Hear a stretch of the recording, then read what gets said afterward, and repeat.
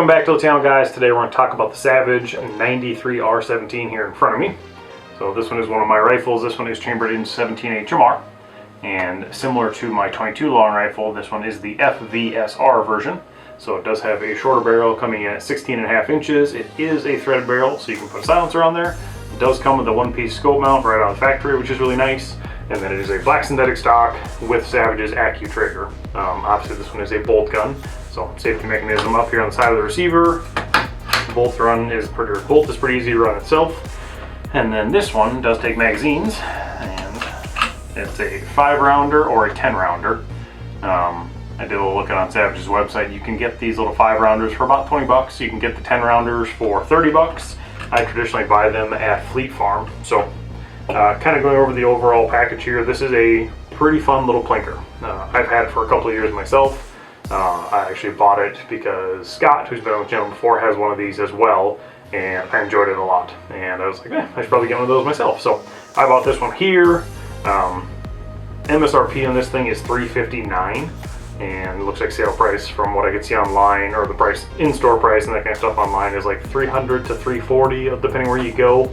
I bought this one from the Modern Sportsman in Burnsville, and I can't remember how much it cost me, but I bought it a couple of years ago.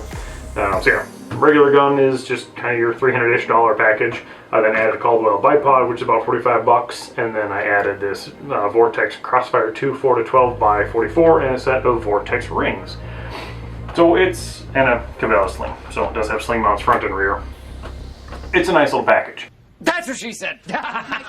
I hadn't shot this gun since probably last fall, and taking it out to the range here to shoot it again for this review was a lot of fun. I forgot how much I enjoy this rifle, and you know, Savage does rimfires really well. This is my third Savage rimfire that I have. I have one of these in 22, I have my 64, and then I have this one. And they're just good. They're well built. I really like this one. I haven't had any issues with it. The only things that I really struggle with it are, and it's most likely me, not the gun, but sometimes running the bolt, I get a little wonky with it. I don't get it up far enough.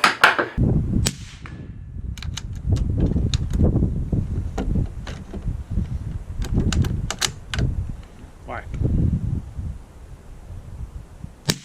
And then putting the magazine back in it, you have to get the metal tab that's back here lined up with this little groove on the mag, and sometimes I just don't see it right, but really that's on me, not so much the gun, I think. Yeah, it's a nice little package. It is chambered in 17 HMR, as I talked about, which is this little rifle around here. These are pretty cool. This is only 17 grain, so it's a pretty light, little fast round. Your typical 22 long rifle is 36 to 40 grain, so this one's about half the weight of that, and it's fast. It's a very fast round. Shooting Scott's up at the cabin last fall, we were shooting to 200 yards with it pretty consistently and pretty accurate with it. Probably the only limitations we had was the scope. I think he has a slightly different Vortex scope than I do, and I think the objective lens is a little smaller, so it doesn't let in as much light. We were shooting kind of late into the evening, it was getting dark out, so that was about the only thing. The only real difference is his optic versus mine, and I really like it. Like I said, I took it out and shot it. I put probably 100 rounds through it just when I was at the range here before the review, just kind of a refresher on it for myself. I've probably shot 500 rounds through this thing. Scott, like I said, has basically the same setup. He's got about 1,000 rounds through his, maybe more. So it's kind of nice to have two of them that I've had hands-on experience with, and they've been great for both of us. I haven't had any issues with mine. To my knowledge, he hasn't had any issues with his. It's just an all-around well-built rifle. And like I said, Savage, their rimfires are really nice.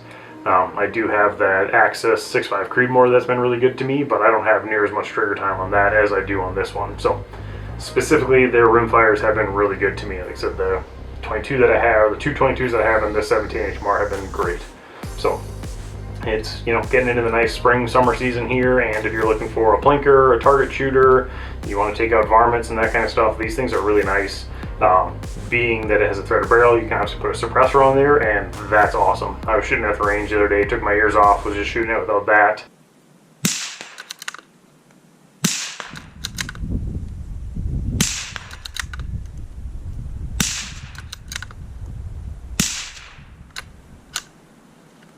It's fun. Like, it's a really nice little rifle.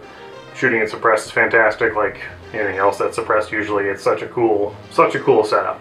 So if you're in the market for a plinker, you know, $300 to probably $550 with accessories, as I have it set up here with the optic. I want to say it's like $150, $160. The rings are, you know, $60. The bipod's $45. So realistically, it's about a $500 to $600 package, we'll say, and it's fun. It's really a lot of fun. It's the only 17 HMR that I have, and I really like it. I would like to take it out and stretch it a little bit further here if we get out just some distance and just kind of see what I can do with it. But you know, usually we're shooting about 100 to 200 yards or in with it, and it's really good. It's a very solid rifle. So, quick little review on the Savage 93 R17 FVSR.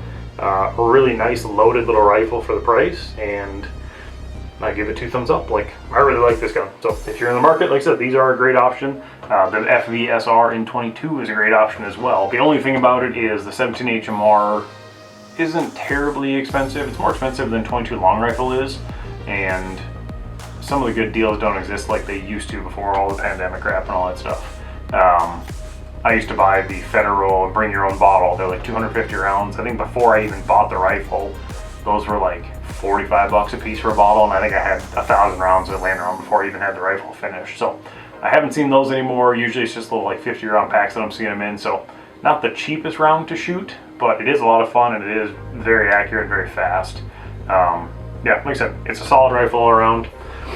If you have enjoyed my rambling so far, why don't you hit that subscribe button? We'd love to have you guys stick around and see future reviews on rifles, optics, products, whatever else we're doing here. The channel is steadily growing every day, and I'm really enjoying that on the back end, so I appreciate all the support that you guys have given us, and we look forward to seeing you in future videos. If you decide to stick around, we'd love that. As always, comment down below if you have a rimfire, Savage, Marlin, whoever. If you've got a rimfire, more specifically, we'll talk about the Savages. If you've got some experience with the 22 long rifle, 22 Magnum, 17 HMR, you know, if you have a rifle similar to this and you want to share your experiences, good or bad, drop it in the comments below. Let's talk about it there. Beyond that, thanks so much for watching. Like, share, subscribe. We'll see you on the next one. Thank you.